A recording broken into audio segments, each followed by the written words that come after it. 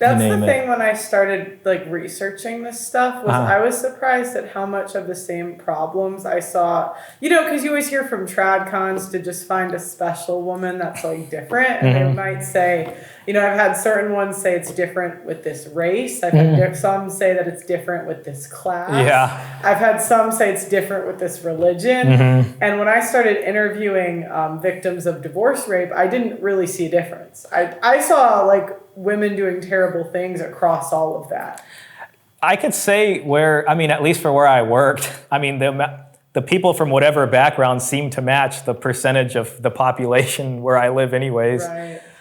So I never looked at it and thought, oh, there's, this many people, or I've never seen someone from this religion or that religion. Yeah. I'd see people that you wouldn't expect to be getting divorced, and they ended up across the table from me. So working there for 5 years, I wish I could tell you and tell myself, oh my God, all you got to do is find this specific thing and you're guaranteed she's never going to leave you or something like that. But no, I never found that demographic. Yeah.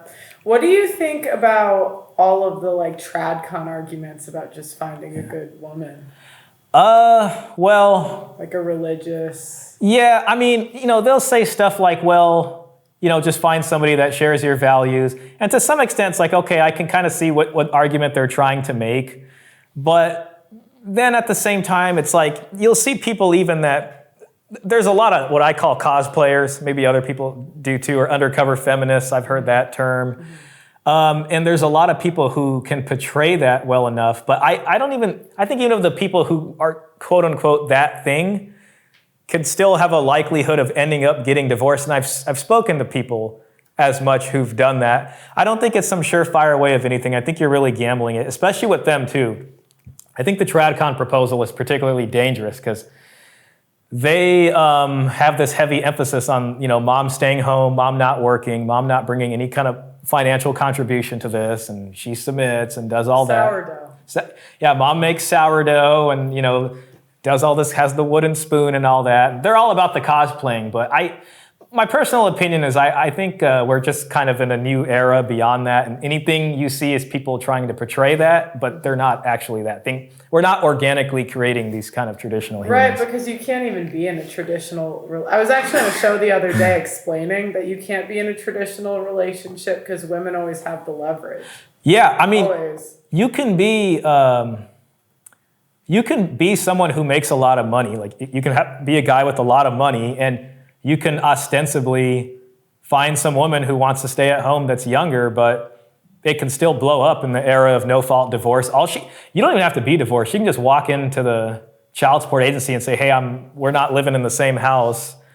I want child support, and this is what I say the custody is, and we will file against them. When it comes to the top of my head, Tyrese Gibson is someone, what I think of as someone who makes a lot of money, and he found somebody and that didn't end up well. I know Steven Crowder is another example of a tradcon, and they all turned on that guy really fast.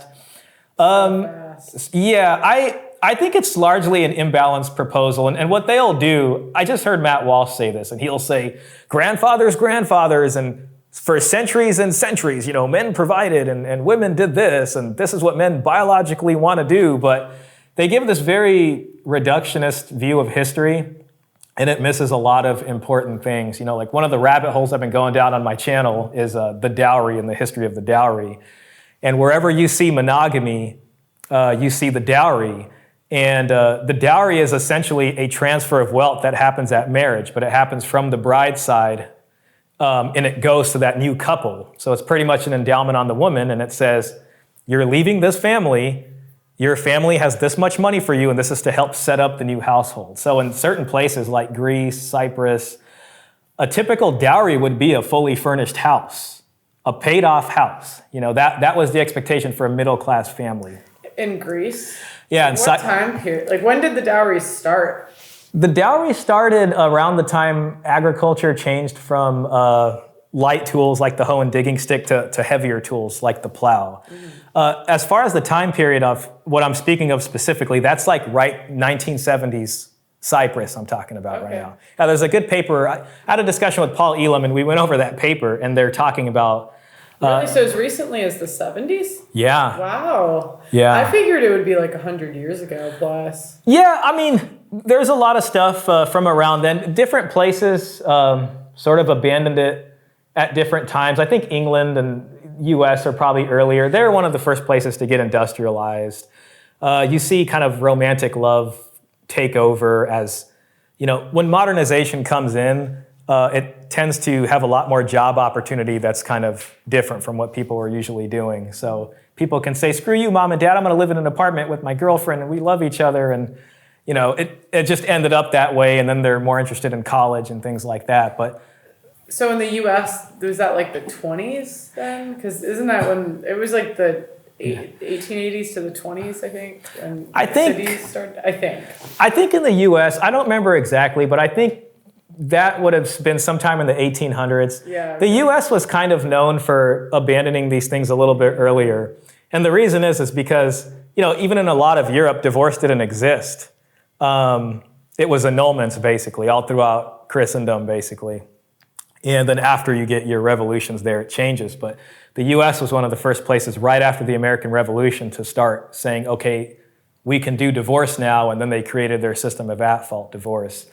But, it's in some places it was still happening, but England and there it started to fall out of favor, especially as they got rid of, I think that's called not Coventry. Not Coventry. I can't remember the word for it, where the husband manages the finances and the woman can't take debt.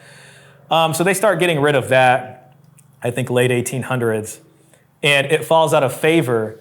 But the reason I think it's so important is because the dowry is the missing piece in how monogamy actually works. And it's what I call the check against hypergamy, basically. So they get rid of the dowry system and they essentially instill what is the love match. So it's we love each other. It doesn't matter what class you come from. There's all these rags to riches story. This guy can leave his farm and go get a job over here. And now he makes all this money. I can take care of a family of 5. Screw you, father-in-law. And we can do whatever the hell we want to do. That's just a very short blip in history. And, as it goes on now, we're starting to see this situation again where houses are becoming harder to afford for the average person. Typically, both people do need to work if they're going to do this. Having a house and 2 kids and a wife is like $1 million venture at least over that, period. So I just hear the TradCon stuff, and what they will do is say men need to be protectors and providers, and they will be very hard on young men. And they'll put all this pressure on young men. They'll say men need to do better. Women just need to be good women, and men need to come in here and do all this stuff. But then when I look at it historically, I'm looking at all this stuff starting from, the turn of the 2 millennia ago, coming all the way down. Young men have never had the kind of pressure that they're putting on them, and I would say unjustly, because what would happen is they would get married, he would have some kind of income that her family would know what his trajectory was going to be. You say, oh, he's from this family, it looks like he's a pretty sharp young guy. We want to marry our daughter within the same class. We're going to give her this dowry for her wedding. When they get married, they now have what's called a conjugal fund, and this helps set up the new household. It helps set up the trade shop or whatever for whatever this guy's going to be doing, and then they would go in that way. Nowadays, what we have is this really bad deal for monogamy. So you'll have these TradCons that'll say, you need to be monogamous, you need to do that. The groom needs to make this much money, and she should never have to think about it. They never mention anything about her family contributing at all, and it's just impossible to do. And when you look traditionally, the way a family attracted a high status groom or a groom of equal class was they typically endowed their daughters with the dowry. So if you're a groom and you're looking at your options on the table, you're going to be okay with taking a monogamous match and focusing your time and efforts here because she's coming with something that's helped setting up a strong household. Could you imagine if I have a friend, he's an electrical engineer, okay? He's got a master's degree. And, and I only imagine if he would have, let's say he started his first job and he's making $100K a year, 90 to 100, and his trajectory is to make a lot more, whatever it is. And then there's some other family in the community. Maybe they know each other. Maybe they like each other. Maybe they don't even know each other that well. But if her family was like, okay, she's 19, 20, whatever. You can go to college. We can spend this money on your college tuition or you want, or we can save this for your marriage. We have $200,000 set aside for you. She coming with $200,000 might be a good match for my buddy here because, okay, let's put this into the down payment of the house. Right. Let's put both of our names on it. You're going to stay at home and have the kids until they're old enough. And then if you want to get a job, do that. I'm going to be working. If this goes bust, we split the house down the middle. She has incentive to at least stay for some time. It might still suck a little bit down the line with all this custody stuff, but it would actually be a match that made sense. She's got skin in the game. She's got skin in the game. Right. Exactly. Right now, they really don't have skin in the game. It's just, oh, well, I'm a submissive wife and I just want to stay home and do this. Now. You got to add in right now. Yeah, right. Yeah, exactly. Right now. Yeah. And then 8 years goes by and then he's sitting across the table from me and he's just like, I don't understand. But she said she would, Yeah, she said, I do and all that stuff. And it's funny because with women like that, I feel like they're kind of more incentivized to make it seem like the guy was abusive because they have to keep this. I mean, you saw this with the Crowder situation. Right.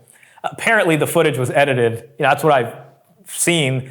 And what did he do? He yelled? Yeah, he was in the back smoking a cigar so he wouldn't be smoking around his pregnant wife. And she came out there barefoot. She chose not to put shoes on. What? But anyways, so... Yeah, I don't know. So then it's just like, okay, he's a bad guy. They get divorced. Now it's alimony. Now it's child support time. And it's just a stupid way of doing things, So I find it necessary to resurrect this. I'm not so crazy to say, oh, we're going to bring back dowries. But what I'm tired of is them saying if a man tries to negotiate for himself when it comes to especially a monogamous marriage, that you're not masculine. Or something stupid like that. You're not being a man. That was the other thing. As most of you know, I have been fighting on the front lines of the simp epidemic for years, but I need to tell you about a quiet weapon being ratcheted up against men that is rarely talked about. It's not just the relentless anti-masculinity propaganda and OnlyFans hoes causing the societal issues that we discuss on this show. Did you know that the average city's tap water contains trace pharmaceuticals and endocrine disruptors? This often includes estrogen from birth control. The average adult consumes a credit card worth of plastic every single week. That's 5 grams of plastic a week on average. So it's no wonder that the average male's testosterone is half of what the average was 50 years ago. Testosterone levels decline 1% a year, and without a course correction, we are headed towards extinction. No matter how based you are, you need to be naturally boosting your testosterone. My friends at Chalk, CHOQ.com, are on a mission to save mankind from extinction by boosting your vitality. Chalk's Male Vitality Stack contains premium and potent herbs clinically studied to naturally boost your testosterone levels, sperm count, and overall vitality. Just one of the many ingredients in the Male Vitality Stack was studied in double-blind human clinical trials to boost total testosterone 20% in 90 days. When you boost your testosterone, you'll have more mental clarity, you're more capable of making decisions and taking risks. Having high testosterone will also affect your pheromones, so women will find you more attractive subconsciously. Get the Chalk Male Vitality Stack right now on Chalk.com. That's CHOQ.com. Use my name Pearl as your coupon code and you'll get 25% off site-wide on Chalk.com. That's CHOQ.com. My name Pearl is the discount code.